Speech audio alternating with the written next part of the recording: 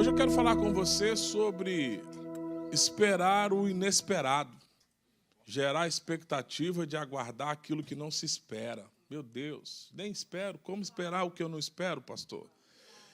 Essa declaração, ela não apenas soa bem, mas como ela é totalmente bíblica, né? A gente quer, de fato, trazer essa situação para você. Todos os anos, eventos inesperados acontecem, aquilo que nós não esperamos acontece. E isso muda a história, isso muda o curso das coisas, isso muda a direção das coisas. E não é só as coisas, também muda a história das pessoas, né? O inesperado, ele vem e muda a história das pessoas. A Bíblia está repleta desses encontros inesperados que mudaram de uma vez por todas o destino das pessoas. Aquilo que eles não imaginavam que seria possível, de repente se tornou possível. E nesse de repente se tornou possível, e isso mudou totalmente o curso daquilo que estava acontecendo. Então, nós devemos aguardar e esperar o inesperado.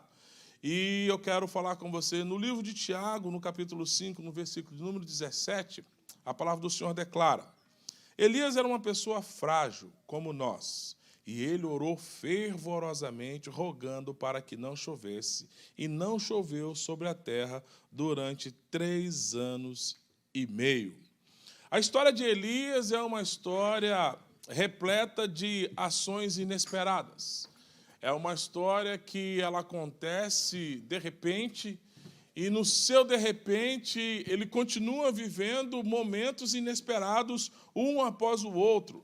Então, ele era um profeta inesperado, né? Ele surge em 1 Reis, no capítulo 17, no versículo 1, Elias, diferente de outros, ele já surge ali de repente. A gente não vê um passado de Elias, né? A gente, quando você vai ler as Escrituras, você não vê uma história passada de Elias, né? Apesar dele ser apresentado, dele surgir naquele cenário, ele faz uma entrada inesperada num cenário da história e nas páginas da Bíblia, porque não houve uma preparação para o primeiro evento sobre ele. O que eu quero dizer para você nesta manhã é que você pode esperar, sim, algo inesperado de Deus, mesmo você não se sentindo preparado para isso. Amém? Porque Deus é um Deus que olha para o seu futuro. Deus é um Deus do que está adiante. Deus é um Deus que, de fato, ele olha para o seu passado e diz: ei, do seu passado eu já nem lembro. Amém? Então, você pode gerar expectativa. Então, Elias, ele saiu da obscuridade, ele saiu daquele tempo de escuridão, de anonimato.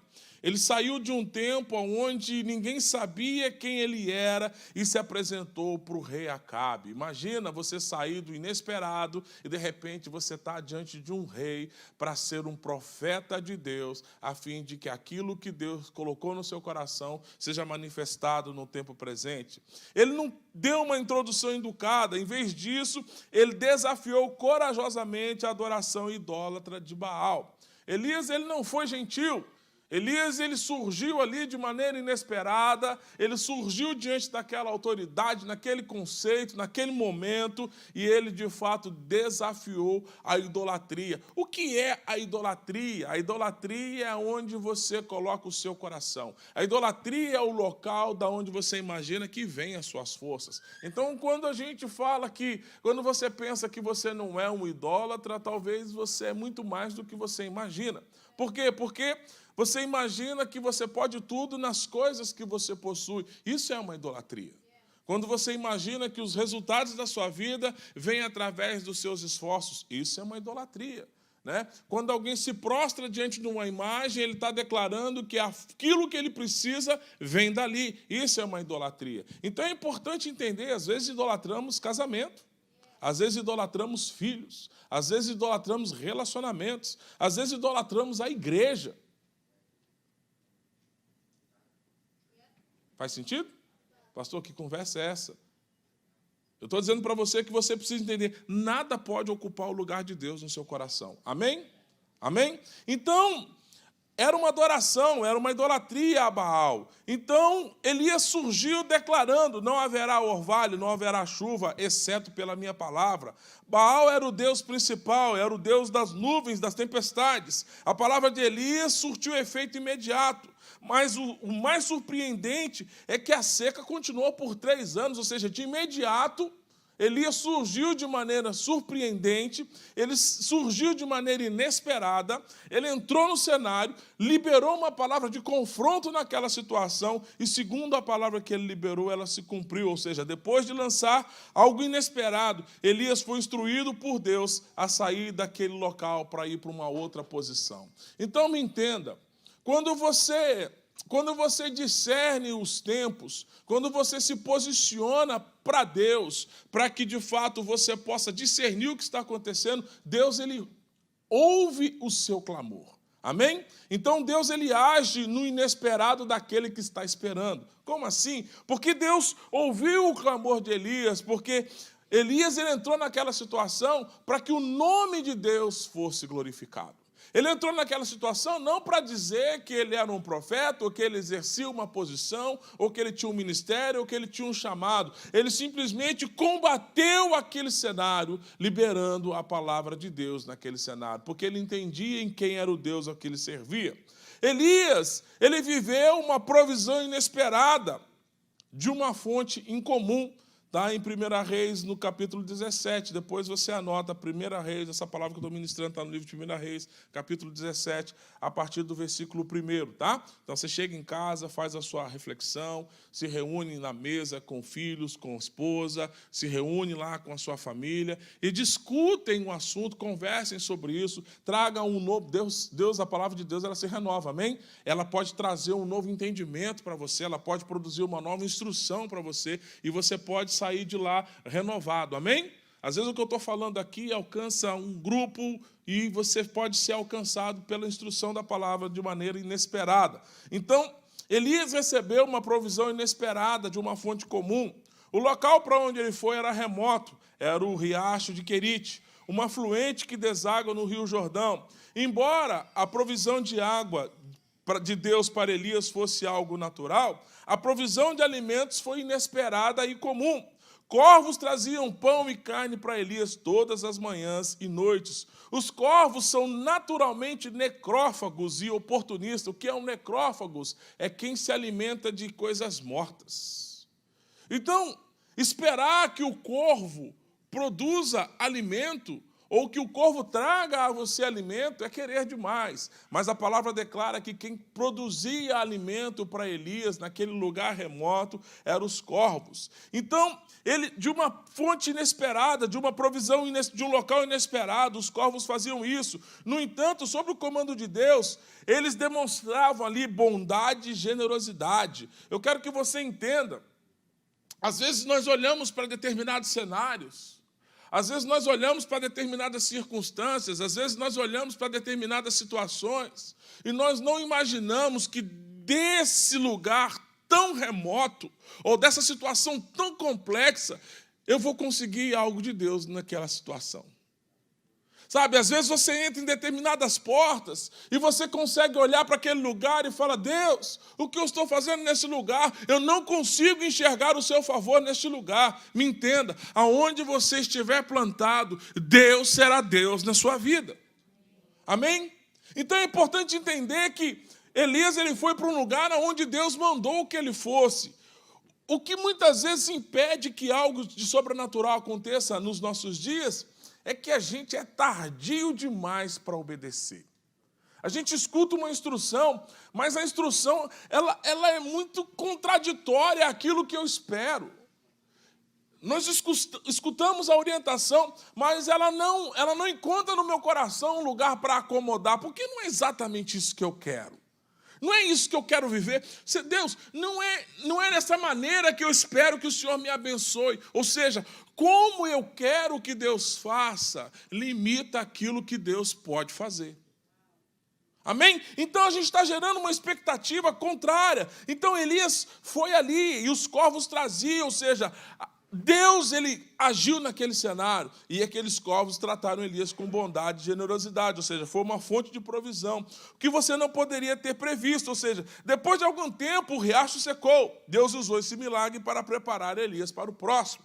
Então, Deus ele trabalha na sua vida numa sucessão de fatos, como foi bem dito aqui, existe um processo, uma sucessão de fatos que fizeram com que Elias fosse treinado, ou fosse capacitado, ou fosse compreendendo que Deus pode trabalhar em situações mais adversas. Ou seja, Deus foi alguém que honrou a palavra de Elias. Se Elias disse que não ia chover, não choveu. E se Deus mandou Elias ir para um lugar, ele precisava crer que ali Deus ia prover a ele algo inesperado. Né? Você chega no lugar e, de repente, você começa a ver alguém que você não imagina que fosse possível produzir isso. Uma vez eu fui agredido numa situação, como vou te explicar direitinho, como assim. Eu estava na igreja fazendo um atendimento pastoral e, de repente, surge uma figura, uma mulher, e ela não tinha marcado horário e chegou lá e a secretária falou: pastor, você pode atender? Ela disse que precisa falar com o senhor de maneira específica. Aí posso dar um intervalo aqui, fui e atendi a pessoa. E ela entra na sala e fala: pastor, o senhor não me conhece, mas o senhor pregou uma mensagem no culto assim, assim, assim. Eu vim do norte do Brasil e vim para trabalhar num lugar, numa casa. Cheguei nessa casa para trabalhar, a pessoa me enganou, mentiu para mim. Moral da história: eu não tenho para onde ir, não tenho onde morar e não tenho emprego, não tenho como voltar para casa. Na hora eu pensei um monte de coisa. Aí ela falou assim: mas Deus me mandou vir aqui para entregar ao Senhor essa oferta. Eu falei: poxa vida, ela não fez isso comigo.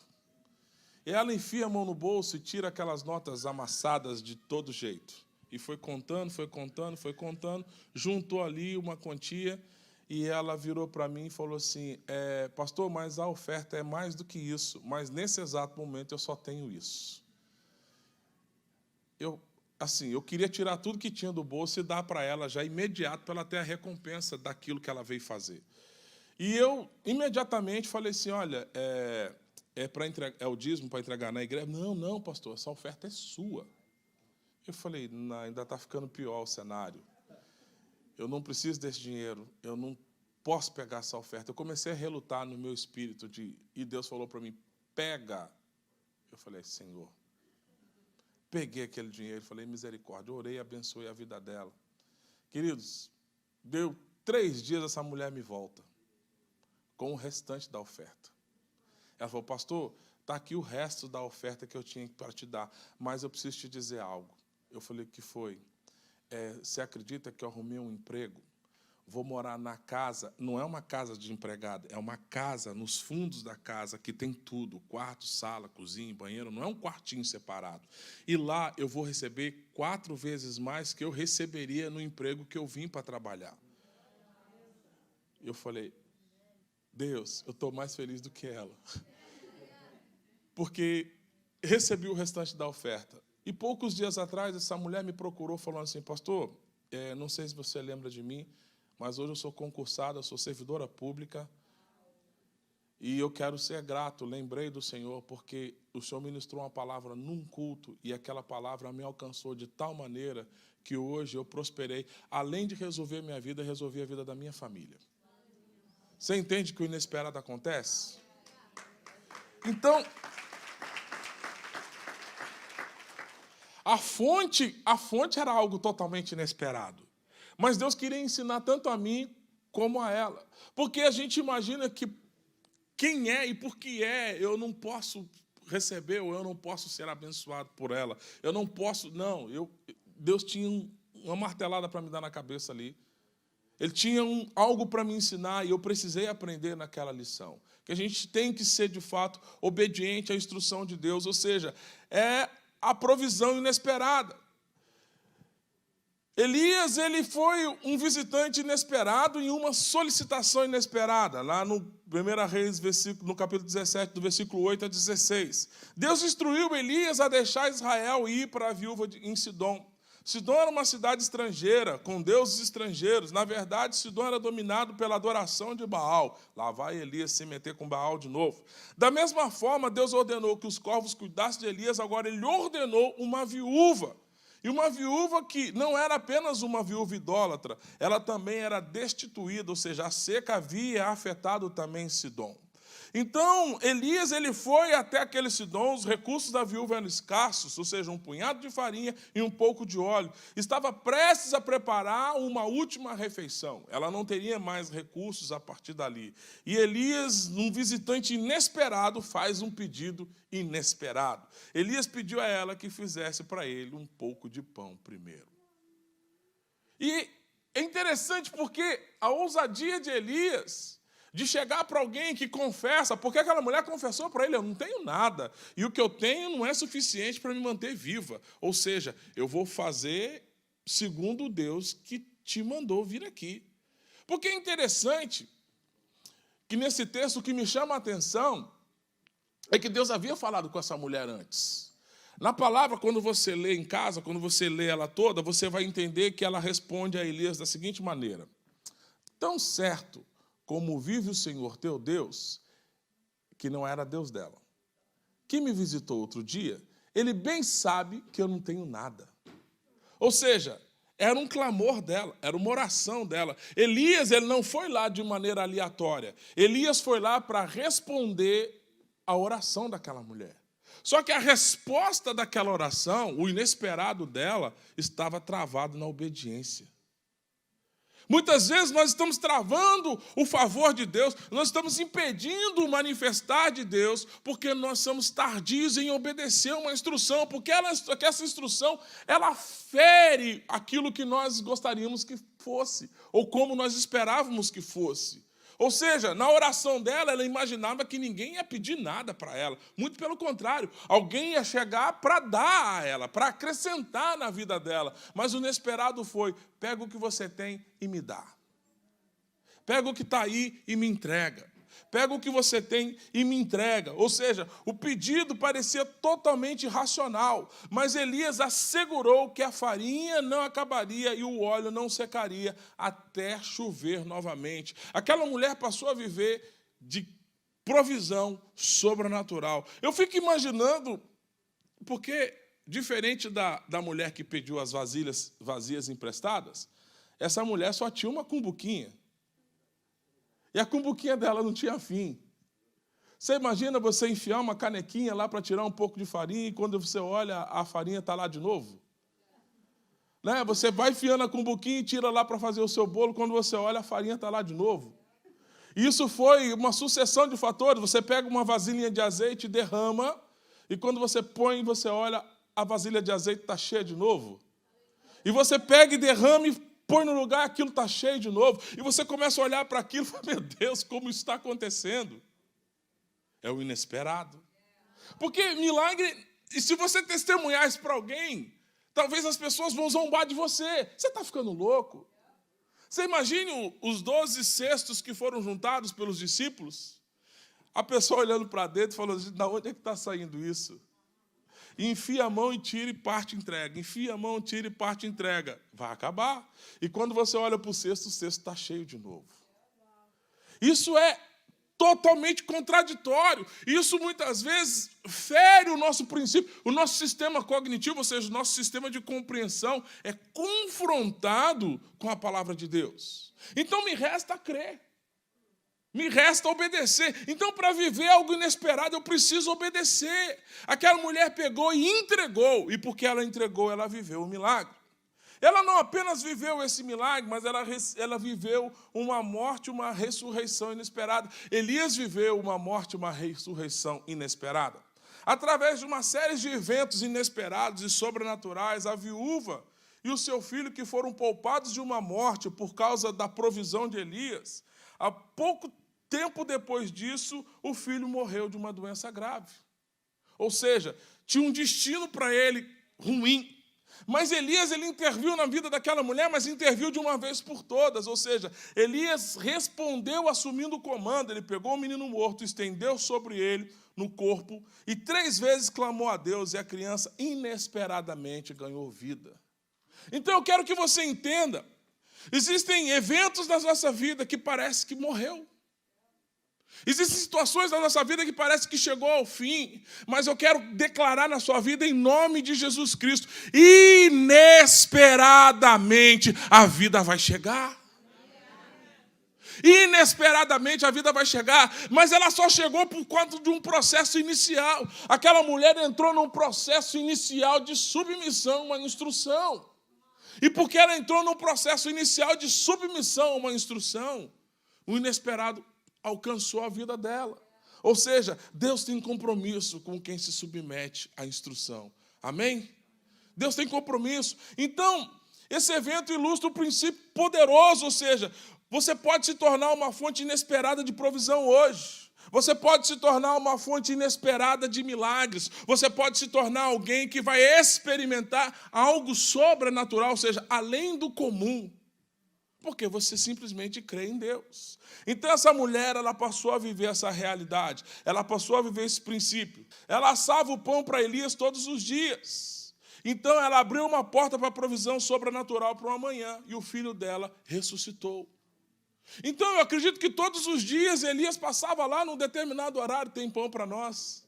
Ela tem pão para você. Tem pão para você. E como é que está a farinha? Ela fala, seu Elias, eu não sei nem explicar, mas a vasilhinha não seca.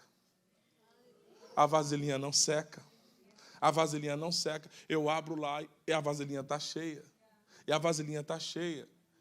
Isso é sobrenatural. Isso é além do comum. Amém?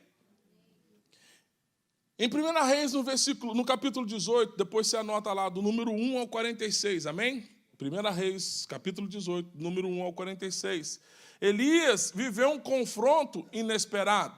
O rei Acabe, ele ficou perplexo. Elias apareceu no início da fome e depois sumiu por 3 anos. E, inesperadamente, Elias se apresentou pela segunda vez e disse para Acabe reunir a nação no Monte Carmelo, junto com 450 profetas de Baal e os 400 profetas de Aserá. Elias desafiou diretamente os falsos profetas. O Deus que responde pelo fogo, ele é Deus. E os profetas de Baal invocaram o fogo e o tesouro sacrificial durante todo o dia, mas sem sucesso. Elias teve o seu sacrifício no altar cheio d'água, ou seja, ele queria queimar algo que estava cheio d'água. E, de repente, no momento em que ele chamou o fogo, tanto no altar quanto no animal foram consumidos. Os falsos profetas foram mortos mais tarde. Naquela noite choveu. 3 coisas inesperadas aconteceram em um dia. Elias se apresentou a Acabe, desceu o fogo do céu e finalmente choveu. Ou seja, foi um dia totalmente atípico. Eu quero que você entenda, às vezes, nos dias que parecem atípicos, o que é um dia atípico? É um dia diferente. Um dia, sabe aquele dia que você fala, que dia é esse? Ei, sempre tenha no seu coração a expectativa de que Deus pode fazer algo. Num cenário em que aparentemente não tem nada a ser feito. Amém? Deus ele pode mudar algo num cenário onde aparentemente não tem nada para ser mudado. Não tem nada para ser diferente. Pastor, a sensação que eu tenho é que a vida é uma sucessão da mesma coisa. Essa palavra é para você. Deus vai te surpreender. Pastor, a sensação que eu tenho é que eu estou no piloto automático, eu estou vivendo uma vida e a vida é uma vida sucessiva. Todos os dias é isso. Não. Em nome de Jesus Cristo de Nazaré, creia que Deus pode fazer algo diferente na sua vida. Amém? Uma visita inesperada do anjo do Senhor. 1 Reis, capítulo 19, dos versículos 1 ao 8. Quando a rainha Jezabel... Jezabel, sempre tem, né? Quando a rainha Jezabel soube de tudo que havia acontecido, ela ficou furiosa. E se colocou sobre uma maldição, se Elias não fosse morto em 24 horas. Elias fugiu de medo. É interessante entender, eu comecei declarando que Tiago diz que Elias era como nós, né? Uma pessoa comum como nós. Em algumas versões diz que Elias era fraco como a gente, né? Elias era uma pessoa comum. E na sua vida comum, na sua humanidade, ele sentiu medo da ameaça, ele sentiu medo. Um outro espírito começou a entrar na frequência de Elias. O medo é um espírito. Amém?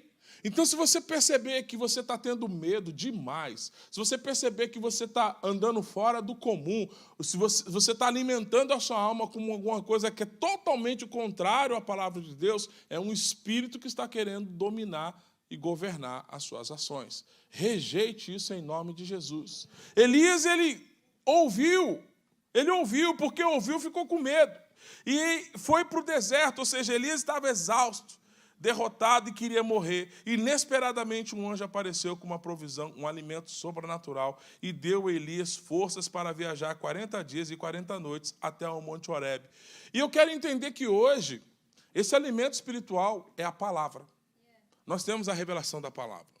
Que quando a gente está diante de uma situação que aparentemente nós não temos algo que resolva, a palavra tem uma resposta para ela. E a palavra nos dá força, a palavra nos renova, a palavra nos enche de ousadia, a palavra renova a visão, a palavra nos dá um senso de futuro, a palavra ela invade um cenário, a palavra para a qual ela foi criada, ela transporta situações, ela muda o cenário. Então entenda, querido, a palavra de Deus na sua vida vai te fazer caminhar por dias e dias e dias e dias, totalmente renovado, amém?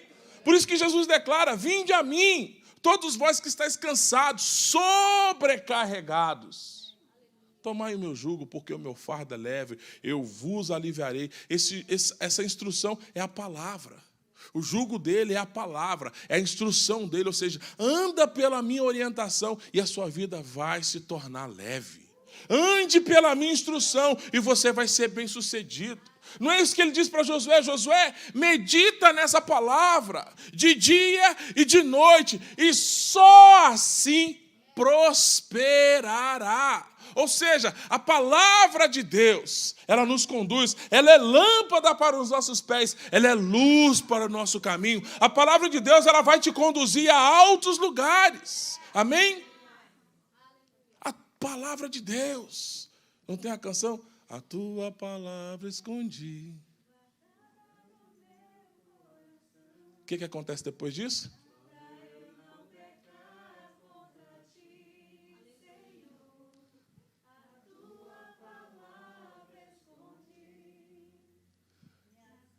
Esse alimento guardado no seu coração vai te proteger do dia mau. Amém? Amém? Então, é importante você crer nisso. Então, Elias, ele recebeu uma visita inesperada do anjo do Senhor. Uma visita inesperada de uma comissão de Deus. Olha em 1 Reis, capítulo 18, do versículo 9 ao 18. No Monte Horebe, Elias teve uma visita inesperada de Deus. E durante essa visitação, Deus o comissionou a ungir Hazael como rei da Síria, Jeú como rei de Israel, Eliseu como profeta no seu lugar. Hazael, Jeú e Eliseu derrotaram e destruíram a rainha Jezabel e a idolatria que ela havia promovido em Israel. Elias chegou ao Monte Horebe, derrotado, desanimado, desiludido e desorientado, mas por meio de uma visita inesperada, o propósito e a visão foram restauradas para ele. Amém? Então, se você está se sentindo cansado, eu concordo com uma visitação sobre a sua vida, para que você seja renovado na sua visão. Amém? Então, é esses princípios que vão produzir a manifestação de Deus. A vida e a história de Elias, elas são dominadas por situações inesperadas. Então, não é uma vida que foi planejada. Eu não consigo enxergar ali na vida de Elias um planejamento. Elias, ele surge, e quando ele surge, todos os eventos que surgem nele são eventos que a gente não consegue discernir na normalidade. São eventos que você não consegue olhar e falar, meu Deus, como isso é possível? Então, a vida de Elias foi dominada pelo inesperado. E o mesmo é verdade para todos aqueles que vivem no espírito de Elias, ou seja, no espírito de poder. Olha o que diz no Evangelho de Lucas, capítulo 1, no versículo 17.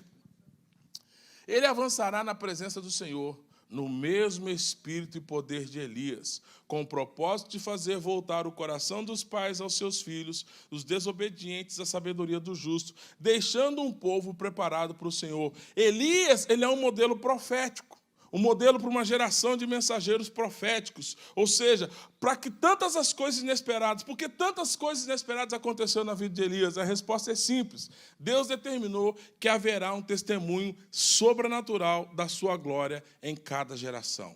Eu quero concordar que você vai ser um testemunho de algo sobrenatural.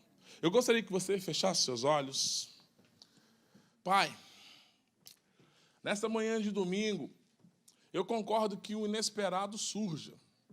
Talvez existam pessoas aqui que precisam de algo que só por Deus. E eu concordo que esse inesperado se manifeste. Eu concordo que Assim como aconteceu com Elias, Elias foi colocado diante de poderosos para que o nome do Senhor fosse glorificado. Eu concordo que uma audiência inesperada com pessoas e autoridades de influência aconteça na vida dos seus filhos. E que neste lugar eles consigam ver o teu favor, Pai. Que neste lugar eles possam sentir um ambiente de constrangimento da tua presença. Para que aquilo que parecia imutável ou impossível de ser transformado, seja transformado pela simples presença da tua glória. Pai, em nome de Jesus, eu concordo com a provisão inesperada. Eu concordo com um tempo de provisão inesperada. Eu não sei exatamente qual a provisão, Pai, mas eu concordo que seja liberado sobre a vida dos seus filhos. Aqueles que precisam ser visitados com favor na sua vida financeira. Aqueles que precisam ser alcançados com favor, Pai, na sua despensa, na sua casa, no seu trabalho. Aqueles que precisam de uma porta, Pai, nós concordamos hoje com uma provisão inesperada. Aqueles que precisam, Pai, de um sinal, de um milagre, Pai, de uma manifestação do sobrenatural, assim como os corvos vieram, Pai.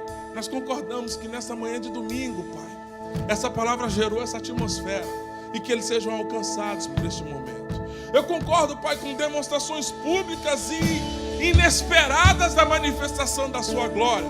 Eu concordo, Pai, que o Senhor possa usar os teus filhos de maneira poderosa. Eu concordo que o Senhor lance sobre a vida dos seus filhos uma ousadia, porque é esse espírito que o Senhor nos deu.